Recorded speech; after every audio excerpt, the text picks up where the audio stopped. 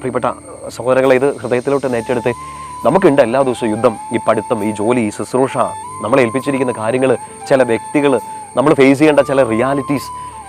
ഒരു ബാറ്റിൽ ഫീൽഡിലാണ് നമ്മളെല്ലാവരും അല്ലേ? ഇന്നും നിങ്ങൾ യുദ്ധം ചെയ്തിട്ടുണ്ടാകും. ഇന്ന് രാവിലെ ആരംഭിച്ച ഒരു യുദ്ധമാണ്. ഒരു ഉറക്കം പോലും കിട്ടാത്തൊരു സമയത്ത് ചിലപ്പോൾ നമ്മൾ എത്തി നിൽക്കുന്നുണ്ടാവും. നിരാശപ്പെട്ടു പോകല്ലേ, ആകുലപ്പെടരുതെന്ന് പറയുന്നില്ല. ആകുലപ്പെട്ടു പോകും, ഞാൻ ആകുലപ്പെടുന്നുണ്ട്, നിങ്ങൾ ആകുലപ്പെടുന്നുണ്ട്. പക്ഷെ നിരാശപ്പെട്ടു പോകല്ല.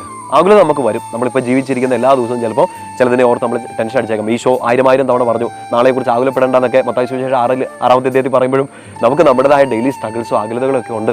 നമുക്ക് ചിലപ്പോൾ കഴിഞ്ഞ കാലത്തെക്കുറിച്ചുള്ള വ്യാകുലതകളും നാളെ എന്താകും എന്നൊക്കെയുള്ള ആകുലതകളും ഒക്കെ ആയിട്ടൊക്കെ ഓരോ ദിവസം ഇങ്ങനെ തള്ളി നീക്കുമായിരിക്കും.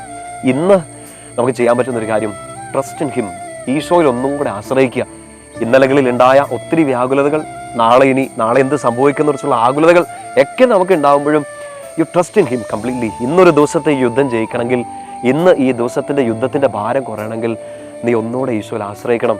എന്തിനാണെന്നറിയോ? നീ ഏറ്റവും വീക്കായിട്ട് നിൽക്കുമ്പോൾ നിന്നിലേക്ക് ഒഴുകുന്ന ആ വലിയ ആർഭാടമായ ദൈവകൃപ ഒന്ന് അറിയാൻ വേണ്ടിയിട്ട് പൗലോസ്ലീഹയൊക്കെ ചങ്ക് പൊട്ടിയിട്ട് ഈശോയോട് പറയുന്നില്ലേ, എന്നെ കൊണ്ട് പറ്റണില്ല, ഈ മുള്ളൊന്ന് എടുത്തു മാറ്റ്. ഈ മുള്ള് പൗലോസ്ലീഹയുടേത് പലതായിട്ട് നമ്മുടെ വിശുദ്ധ പിതാക്കന്മാരെയൊക്കെ വ്യാഖ്യാനിക്കുന്നുണ്ട്.